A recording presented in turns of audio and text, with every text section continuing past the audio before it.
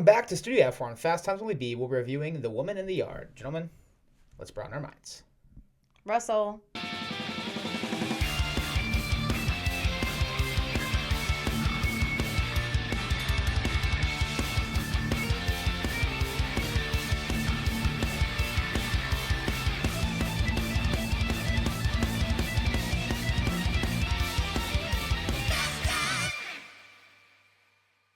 Welcome back to Fast Times Willy B. I'm Willy B. I've got my sister Maddie with me. Maddie, how we doing?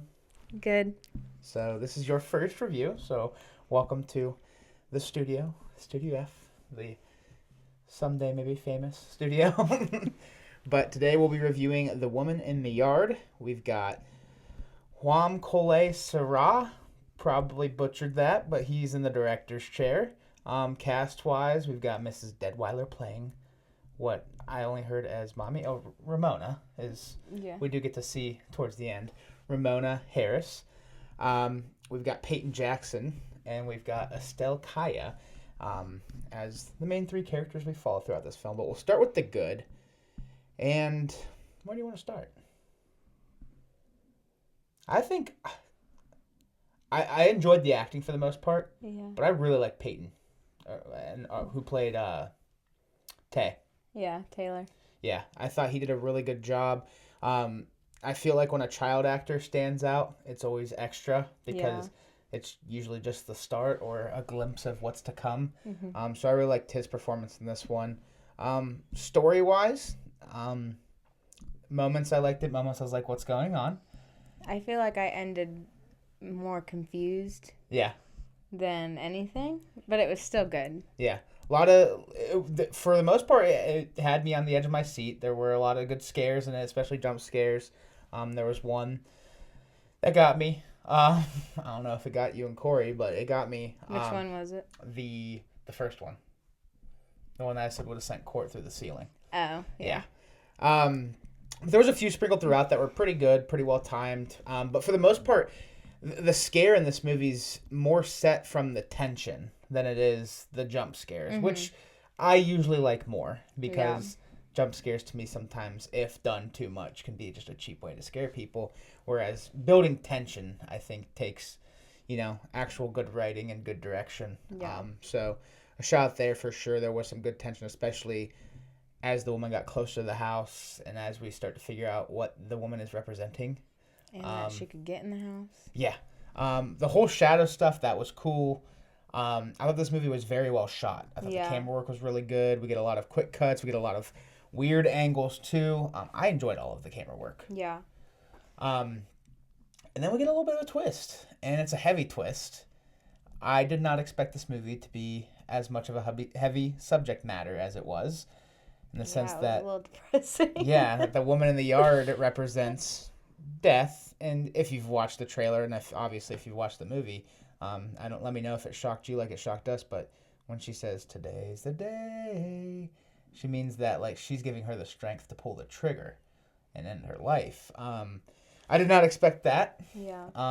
Obviously, when you watch this trailer, that's definitely the line you get the most curiosity out of. What is today? Why is this the day? Yeah, why is she there? And finding that out was kind of crazy. So obviously we have Ramona, who lost her husband in a car accident. And now it's just her and her two kids, and they're living out in this farmhouse. That was his dream. And in the movie, you get the subtle, give me strength. And that comes back to play in a big way. And she's giving her the strength. Because for the first time we ran into her, she's like, "I'm just here because you prayed for me." Yeah. I was like, how's she giving her strength? What's she going to help her do? Yeah. And as the movie progressed, I'm like, this is starting to make more sense. Other things in the good. But I also thought, I don't know, I thought she was, actually, at first I thought it was going to be different. She was actually praying for this, demon of some sort. Oh, okay. I thought she was actually, conjuring her up for something. Yeah. But then it made sense that it was just, unintentional. And like you said, I feel like, was she really there? I don't know. I mean, the kids obviously saw her, but it was just confusing. Yeah. Other things in the good, everything technically was pretty well done. I enjoyed the score for the most part. It also added an eerie layer to the film as well. I think the characters had good chemistry together as a family, which is always good when you're playing that family part. I kept thinking she was going to kill the kids. Yeah. I don't like that. Yeah, that's fair. I don't know. I think that might be it for me in the good. I mean, it was overall, it was a decent time. It wasn't anything groundbreaking, it wasn't anything stellar, but it was an enjoyable enough watch, for sure. Anything else for you that you'd put in the good category that we didn't already cover? Okay, so we can hop over to the meh then. This is where I'm going to put the ending. Now, this is one of those movies where the ending is, it feels like, until the director or writer comes out and says what the ending means, that it's up for interpretation. And sometimes I really like that. And in this case, I was a little let down. I didn't hate it, because it's always fun to, come up with your own ending. Mm-hmm. But, I don't know, this movie that had such heavy subject matter, I kind of wanted the book to be closed. Yeah. I kind of want to know what happened. So, our ending, obviously, we get the kids running back where Ramona was about to unalive herself, and then they start walking back into the house. She says the woman's gone, at least today. Lights turn on, the dog's back, and then her husband... Yeah, that's another thing, the dog. Yeah. And then the husband starts... I don't like when dogs get hurt. Yeah, that's fair. They didn't do anything on screen. It's all insinuated, but then the husband's, back doing his thing, his line, like as a voiceover. And so, the interpretation I took from it is... because we get a little glimpse of what the other side looks like when she's battling this woman in the yard. And so my interpretation is she went through with unaliving herself, and now she's on the other side. And that's why the kids know who the woman in the yard is. Because if the woman in the yard is a figment of the imagination of this woman, of Ramona, then the kids really never saw her. And I think it was just her head conjuring it up, and, that's how out of whack she was. So how I interpret it is she went through with it. Now she's on the other side. Life's perfect because she's back with her husband. She has her kids. The dog's alive. The power's on.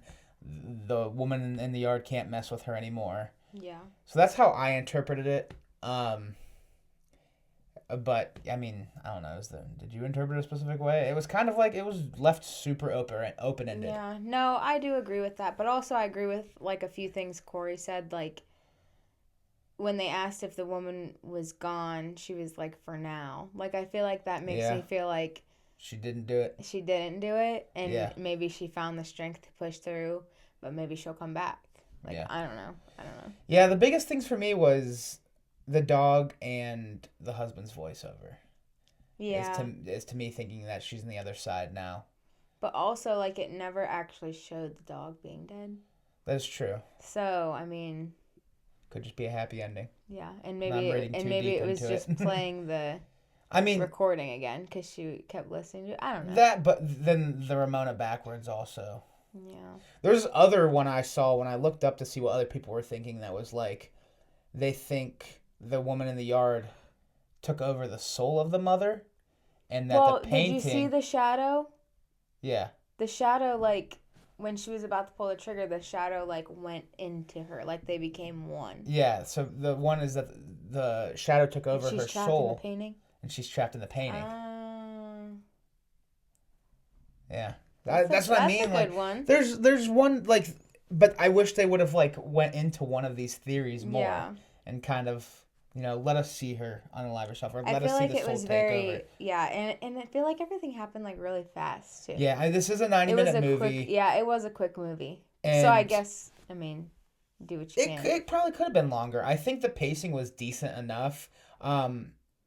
It's a little bit of a slow burn, I guess, in probably the first and second act, but once the shadow gets in the house, things start moving pretty quickly. Mm-hmm. And then when you're done, you're like, is there not more? Yeah. And that's kind of how I guess I feel like the ending left me a little underwhelmed. Yeah. So I didn't hate it, but again, it wasn't good. Even the scene where she's holding her daughter and stabs the pillow, that confused me too. Yeah. Or the scene you said where her reflection in the mirror didn't move, but she was moving. And But then when she was holding her daughter, I noticed that she was smiling in the mirror, talking to her daughter. But then in the mirror, she wasn't. Like, I just feel like... The first time the mirror thing happened, I was like, oh, did I just catch a mistake? And then more stuff happened with the mirror, so it made me think, like, oh, this is a part. But they really underplayed the mirror stuff. The shadow stuff, you could really grab a hold of. I don't know. It turned into a little bit of a mess, I guess, at the end. But I don't think I have anything in the bad. I didn't dislike anything about this movie. It's just there's a few things that I probably would have tweaked, so I'd put them in this med category. And one of them's probably the ending. Figure out the ending a little better. But really, I don't have too many gripes with the movie. I actually enjoyed it for the most part. No, I mean, if you go into it and you're just like there to see a movie, I mean, it's not like it's not the worst. Movie I've ever seen Blumhouse worse, put out. I don't watch as many movies as you. Well, but I've definitely seen worse. Blumhouse has this track record to put out some pretty crappy horror movies, really? Especially in March. Imaginary, but I don't think I've seen it. You're lucky. But like this one, I don't think was nearly as bad as Imaginary. So I mean, I had a good time with it. It was tense. It had me scared. At the end, I was ready to tear up there. I was just gonna say there were scenes where I almost cried. Yeah. But it also feel like it hits me hard because I'm a mom. Yeah, that's fair. I'm just soft when it comes to movies. I cry when Rocky's winning. He's doing his thing. Tears streaming down the face. What can I say? This one almost got me. It's heavy subject matter, but I don't think I have anything else to really gripe with. There's little things you could probably nitpick here and there. Yeah. But yeah, I guess I wish we got something with the dog. I'm with you. I hate seeing dogs die on screen, but I think seeing that dog actually die or actually be alive could have also answered some of the questions at the end. Yeah. But nonetheless. But also maybe he just ran away because do you remember when she was outside with her crutches? And the chain was snapped. Yeah, maybe. So maybe he just ran away. Yeah. But also, what are the odds of the power coming on, right? Yeah. When, and him running back. Yeah. I feel like it was all I don't know. Yeah, that's the thing. It's hard for me to give this movie 2 out of a score because there's just too many questions. Mm-hmm. But still had a good time with it. We can hop over to our final thoughts and ratings. What do you want to leave off with The Woman in the Yard, and what do you give it out of 10? Overall, it was a good movie. I mean, it scared me. It made me... I feel like it hit a lot of different emotions. Yeah. In one movie, I just thought it was going to be a super scary movie, and then that would be it. Yeah. But I'd probably give it... I'm not as, critiquey as you. So I'd probably give it, I enjoyed it. It's probably, a 7.5. Okay, 7.5. That's fair. For me, leaving the theater, I was between a 6 and a 7. I did enjoy it, but there's just I think the lack of not knowing is what's going to have me land on a 6 out of 10.